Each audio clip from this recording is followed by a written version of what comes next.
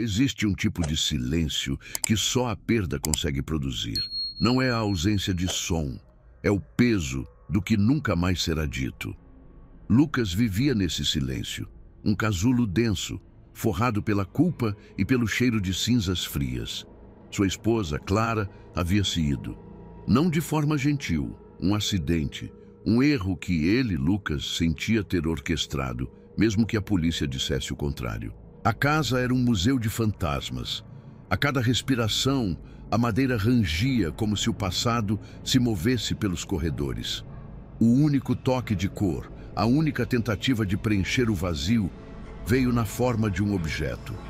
Numa loja de antiguidades mal iluminada, ele encontrou-o. Um espelho veneziano maciço, a moldura negra entalhada em garras e folhas secas. O vidro parecia ter engolido a luz de séculos, devolvendo um reflexo sempre mais pálido do que a realidade. O vendedor, um homem de olhos fundos e voz seca, apenas disse: "Ele ouve, mais do que vê." Lucas levou-o para casa. O espelho foi para o quarto, não como decoração, mas como um túmulo vertical. De imediato a atmosfera mudou. Os sons abafados da casa ficaram mais próximos, mais orgânicos. A respiração de Lucas parecia alta demais. Ele começou a notar os desvios. Ao escovar os dentes, havia um atraso, uma fração de segundo entre seu movimento e a réplica do vidro. Quase imperceptível, mas ele sentia. O reflexo não era uma imagem, era uma eco. Então, veio o primeiro sinal real. Ao piscar, seu reflexo nem sempre piscava junto.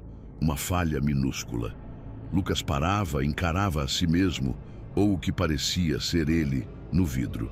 O reflexo sorria de volta. Um sorriso lento, desconfortável, que não correspondia à tensão em seu próprio rosto.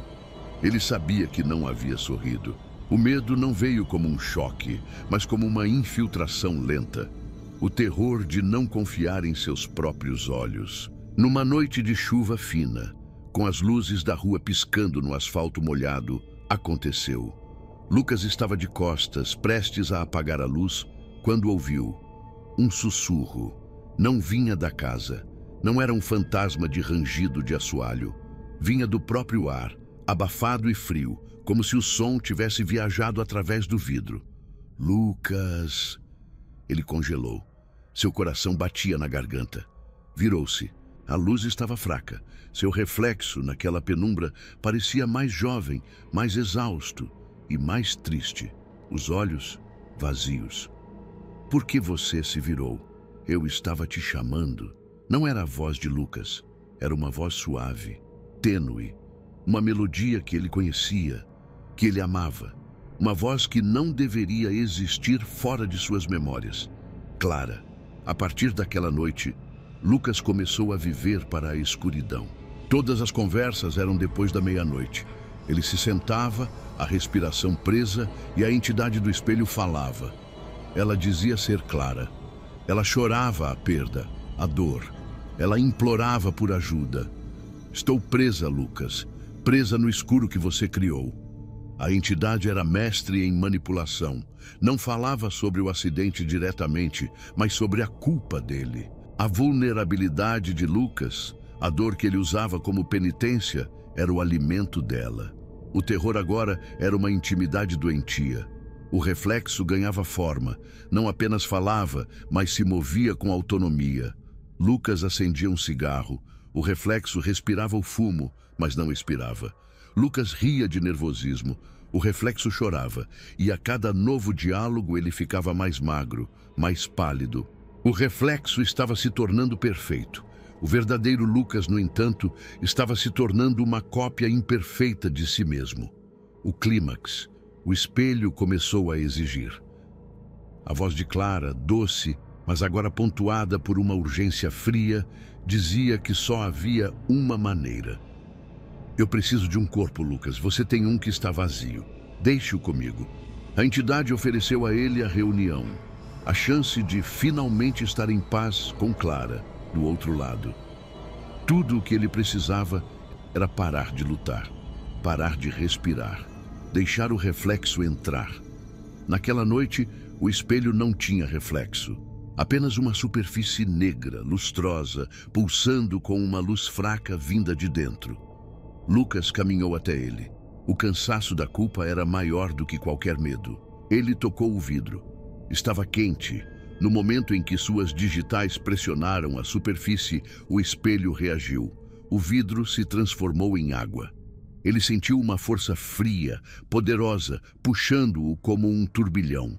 Seu corpo se arqueou. Ele tentou gritar, mas o som foi engolido. Quando o espelho voltou a ser sólido e frio, estava lá. O homem que respondia ao espelho. Ele se endireitou, sorriu. O sorriso de Lucas, mas sem o vazio, sem a culpa. Um sorriso completo, satisfeito. O reflexo, agora o real, ajeitou a gola da camisa, acendeu um cigarro com calma e deu as costas ao vidro. A casa está silenciosa. O espelho está de volta à sua função. Lá dentro, na escuridão confinada da moldura negra, Lucas está preso. Ele vê o novo Lucas vivendo sua vida.